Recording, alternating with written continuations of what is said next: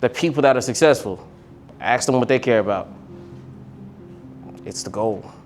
That's all that matters. Can I hit my goal? Matter of fact, they'll put a time frame on hitting the goal to push themselves to hit the goal even faster than what they originally projected. But I can't be afraid to mess up, because that's just the bare minimum. Does that make sense?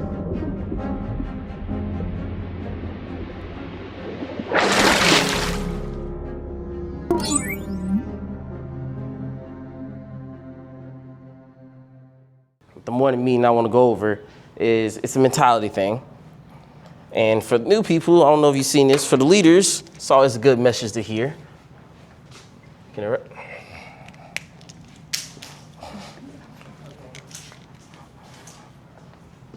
All right, don't be afraid of failure. Cheers. Cheers. All right. Never failed, you don't know how to win. There you go. Don't be afraid of failure. Your biggest winners in this business are also your biggest losers. They have taken more no's than you. They have lost money much more than you, to be quite honest, especially as a manager. Oh yeah. But before I was making crazy money, I had to lose money. I had to try stuff out. I had a person I almost closed and I didn't get there. Even at leadership, for the guys who's been in the building, for a little second with us now, I had times where I felt stagnant. I had times where, for some odd reason, I had a bad week and everything just felt like, ugh, I couldn't do it. But I didn't come that far just to go that far. Cheers. The skill set that you're learning, albeit, we go out here and we do windshields and help child help, but it's the skill set that you're learning has nothing to do with that, to be honest. It's learning on how to run a business. Cheers. What you came in for to be a manager is learning the ups and downs in the real life of running a business. There's a reason why you can go out in Jacksonville right now and you can see businesses with their grand opening signs and everything like that. And then give it, I say 2 to 6 months, the grand opening sign is still there, but nobody's inside. And that's because this is how life works. Learning how to run a business is not something that's gonna be easy. It's something that's actually gonna take some work. You're actually gonna have to put in effort. It's gonna test you. We say the field is a filter. It's because the field, just getting the money part, that's only one part of the equation. Then you gotta lead somebody else. You gotta learn how to change other people's lives. As a leader, we're holding the new guys' livelihoods, the way they pay their bills, the way they take care of their kids. It's in our hands. And that's why as leaders, we're taking it very serious to actually train you guys and get good. If you guys are thinking we're being a little intense on you, we are, but that's because we understand the repercussions if we don't. Cheers. Casualness leads to laziness. Cheers. Does that make sense? Casualness leads to casualties, is the saying. Man, So I don't want to be casual with you guys' opportunity. I want to preach to you guys what this opportunity has done for me, but I also want to make sure that you're following the same yellow brick road I took. Does that make sense? Cheers. And so failure is part of it. You're going to mess up a couple times. Everybody knows Babe Ruth, right? Cheers. He was such a great baseball player that even today we know him, right? One of the best to do it. Did you know that he struck out 1,330 times? That's a big ass number of strikeouts. Actually don't sound good. But he also hit 714 home runs. Cheers. He failed more times than he actually hit the ball, by the way. Let that sink in. It still became one of the greatest to ever do it. Had a successful career. He was able to set up his family, but he failed more times than he actually hit the ball. Does that make sense? Cheers. definition of never giving up. English novelist, John Creasy. He got rejected 753 times before he was able to publish 564 books. Yeah. How many L's can you take? And I don't know if you guys know about like books and like publishing, but if the book ain't getting published, the money on ain't there neither.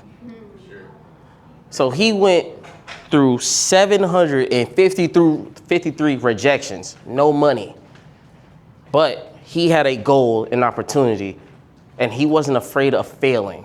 If anything, these guys are afraid of giving up. Because all it takes is just one time. R.H. Macy failed 7 times before his store in New York caught on. Y'all ever heard of Macy's? Sure. Okay, come on. But before it became what it is today, it was getting rejected over and over and over and over. What's the first thing, like when you go into the field, what's the first thing we tell you guys? You're gonna hear no. How do you receive that no? How do you deal with that no? How do you deal with failure? Because while they was failing, it wasn't looking too hot. But the second they caught on, it was $1 million opportunity. Yes.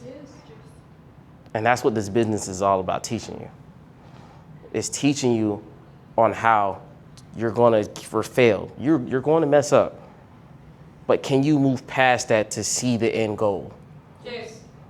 Are you the type of person to walk over $1 million just for $100?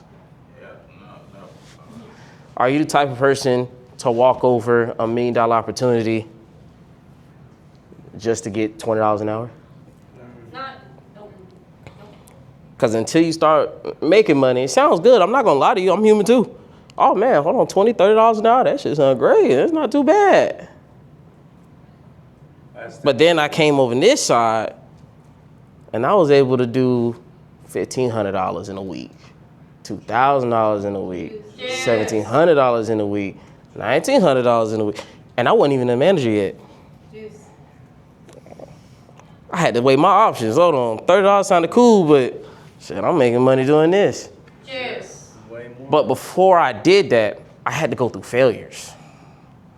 My first week in the business, I did not sign my first deal up until like my 3rd or 4th day. If you're not signing up deals on glass, the extra money that we're talking about is not there. And I didn't even do it by myself. I had my leader literally do it for me. So I didn't even do it my damn self. Then when I got promoted, I remember I had one bad week where I did nothing. And in Orlando, we are commission. Ain't no base.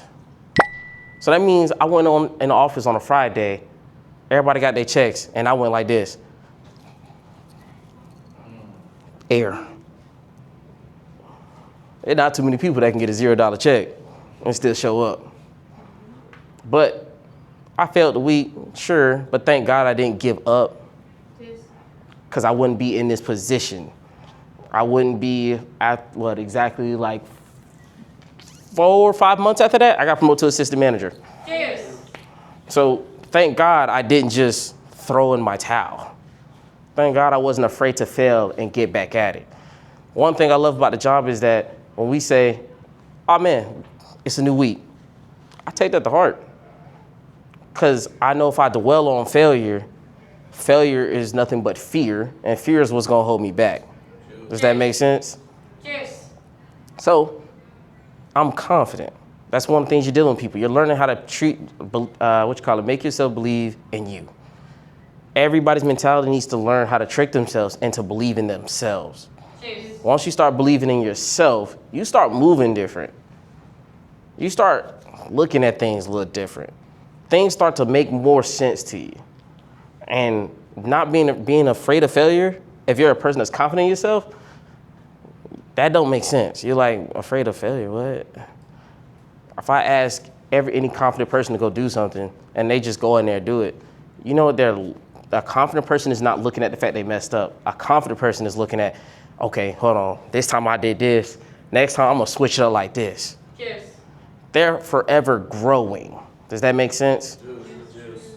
This business is about growth. We're training you guys on how to become better. But that's gonna come with, hey, you gotta do a solo event today. You don't think we know the fear? Every manager has went through the field just like you guys. So everything y'all going through, we already know it. What we're testing for is to see, do you have that skill set yet learned to be confident in yourself and be able to attack life? Because that's the bare minimum if you want to run a company. Because imagine how the managers feel. Not only do I have to make money for myself, but I got to make sure I put each and every one of you guys in a position to make money too. We don't get happy when people come back and not make money. We used to be you guys. I understand what that's like. That's why we try to give you the tools to be able to bounce back the next day.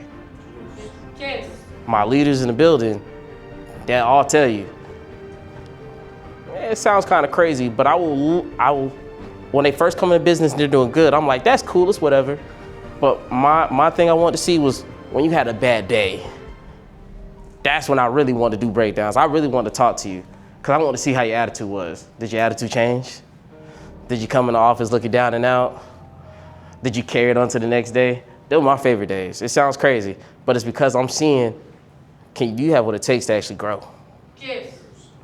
Because a person that's willing to grow, they mess up, but they come back.